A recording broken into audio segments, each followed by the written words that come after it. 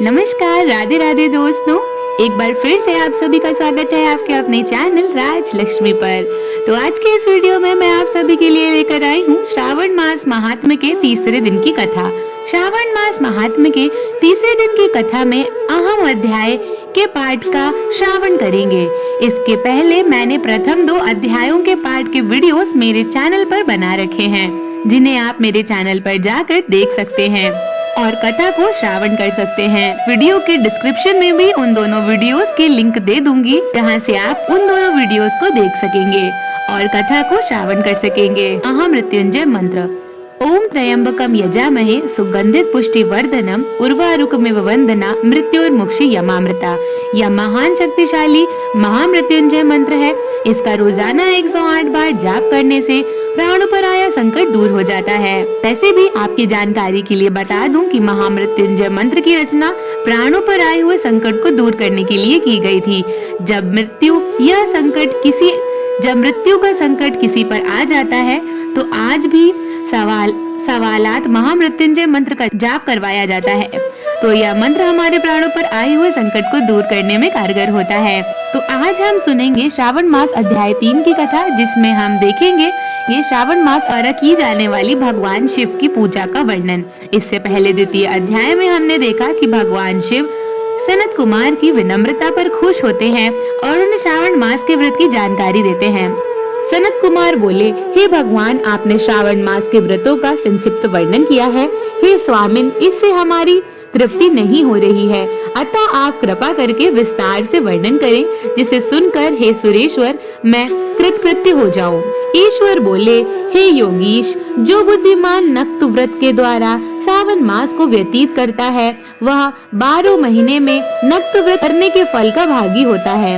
नक्त व्रत में दिन की समाप्ति के पूर्व सन्यासियों के लिए एवं रात्रि में गृहस्थ के लिए भोजन का विधान है। उसमें सूर्यास्त के बाद की 3 घड़ियों को छोड़कर नक्त भोजन का समय होता है।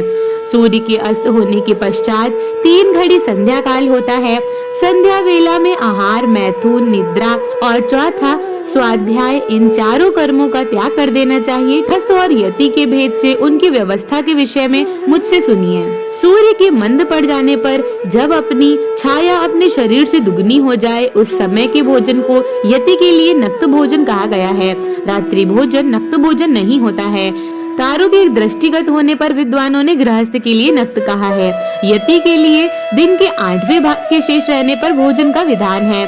उसके लिए रात्रि में भोजन का निषेध किया गया है।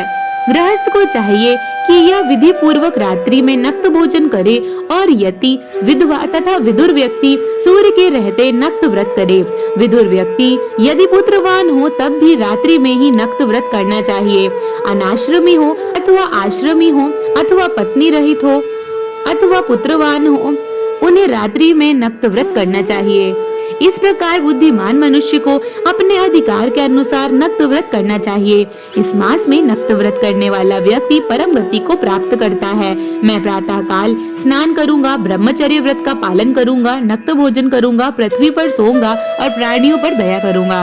हे देव, इस व्रत के प्रारंभ करने पर यदि मैं मर जाऊं तो जगत पते आपकी कृपा से मेरा व्रत पूर्ण हो, ऐसा संकल्प करके बुद्धिमान व्यक्ति को श्रावण मास में प्रतिदिन नक्त व्रत करना चाहिए। इस प्रकार नक्त व्रत करने वाला मुझे अत्यंत प्रिय होता है। ब्राह्मण के द्वारा अथवा स्वयं ही अतिरुद्र, महारुद्र और रुद्र मंत्र से महीने भर प्रतिदिन अभिषेक करना चाहिए। हे वत्स, मैं उस व्यक्ति पर प्रसन्न हो जाता हूँ क्योंकि मैं जल धारा से अत्यंत प्रीति रखने वाला हूँ। अथवा रुद्र मंत्र के द्वारा मेरे लिए अत्यंत प्रीतिकर होम प्रतिदिन करना चाहिए। अपने लिए जो भी भोज्य पदार्थ अथवा सुखोपभोग की वस्तु अति प्रिय हो, उसे संकल्प करके उन्हें श्रेष्ठ ब्राह्मण को प्रदान करें।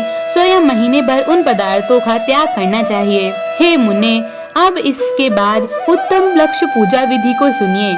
लक्ष्मी चाहने वाले अथवा शांति की इच्छा वाले मनुष्यों को लक्ष्य बिल्व पत्रों का, लक्ष्य दुर्वादलों से शिव की पूजा करनी चाहिए। आयु की कामना करने वालों को चंपा के लक्ष्य पुष्पों तथा विद्या चाहने वाले व्यक्तियों को मल्लिका या चमेली के लक्ष्य पुष्पों से श्री हरि की पूजा करनी चाहिए। शिव तथा विष्णु की प्रसन्नता तुलसी के दल से सिद्ध होती है। पुत्र की कामना करने वालों को कटेरी के दलों से शिव तथा विष्णु का पूजन करना चाहिए।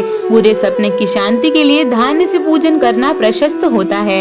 देव के समक्ष निर्मित किए गए रंगवल्ली आदि से विभिन्न रंगों से रचित पद्म, स्वस्तिक और चक्र आदि से प्रभु की पूजा करनी चाहिए। इस प्रकार सभी मनोरथों की सिद्धि के लिए सभी प्रकार के पुष्पों से यदि मनुष्य लक्ष्य पूजा करे तो शिव जी प्रसन्न होंगे। तत्पश्चात उद्यापन करना चाहिए, मंडप निर्माण करना चाहिए और मंडप के त्रिभाग परिणाम में वेदिका बनानी चाहिए। तदंतर पुण्याह वाचन करके आचार्य का वरण करना चाहिए और उस मंडप में प्रविष्ट होकर गीत तथा वाद्य के शब्दों और तीव्र वेद ध्वनि से रात्रि में जागरण करना चाहिए। वेदिका के ऊपर उत्तम लिंग तो भद्र बनाना चाहिए और उसके बीच में चावलों से सुंदर कैलाश का निर्माण करना चाहिए। उसके ऊपर तांबे का अत्यंत चमकीला तथा पंचपल्लव युक्त कलश स्थापित करना चाहिए और उसे रेशमी वस्त्र से वेष्टित कर देना चाहिए। उसके ऊपर पार्वती पति शिव की स्वर्णमय प्रतिमा स्थापित करनी चाहिए। तत्पश्चात पंचामृत पूर्वक धूप, दीप और नैवेद्य से उस प्रतिमा की पूजा करनी चाहिए और गीत, वाद्य, नृत्य एवं वेद शास्त्र तथा पुराणों के पाठ के द्वारा रात्रि में जागरण करना चाहिए। इसके बाद प्रातः काल भली भांति स्नान करके पवित्र हो जाना चाहिए और अपनी शाखा में निर्दिष्ट विधान के अनुसार वेदी का निर्माण करना चाहिए। तत्पश्चात मूल मंत्र से या गायत्री मंत्र से या शिव के सहस्त्र नामों के द्वारा तिल अथवा घृत मिलाकर खीर से होम कराना चाहिए अथवा जिस मंत्र से पूजा की गई है उसी से होम कराना चाहिए। तदंतर शर्करा और घृत से मिश्रित चरु से आहुति डालनी चाहिए। तदंतर स्विष्टकृत होम करके पूर्ण आहुति डालनी चाहिए। इसके बाद वस्त्र, अलंकार तथा भूषणों से भली भांति आचार्य का पूजन करना चाहिए। तत्पश्चात अन्य ब्राह्मणों का पूजन करना चाहिए और उन्हें दक्षिणा देनी चाहिए। जिस जिस वस्तु से उमापति शिव की लक्ष्य पूजा की हो उनका दान करना चाहिए। स्वर्णमयी मूर्ति बनाकर शिव की पूजा करनी चाहिए। यदि दीप कर्म किया हो तो उस दीपक का दान करना चाहिए। चांदी का दीपक और स्वर्ण की वर्तिका बाती बनाकर उसे गौघृत से भरकर सभी कामनाओं तथा अर्थ की सिद्धि के लिए उसका दान करना चाहिए। इसके बाद प्रभु से क्षमा प्रार्थना करनी चाहिए और अंत में 100 ब्राह्मणों को भोजन कराना चाहिए। हे मुने, जो व्यक्ति इस प्रकार से प्रभु की पूजा करता है मैं उस पर प्रसन्न हो जाता हूँ। उसमें भी जो सावन मास की पूजा करता है उसका तो अनंत फल होता है। यदि अपने लिए अत्यंत प्रिय कोई वस्तु मुझे अर्पण करने के विचार से इस माह में कोई त्यागता है तो उसका फल सुनिए। इस लोक में तथा परलोक में उसकी प्राप्ति लाख गुना अधिक होती है।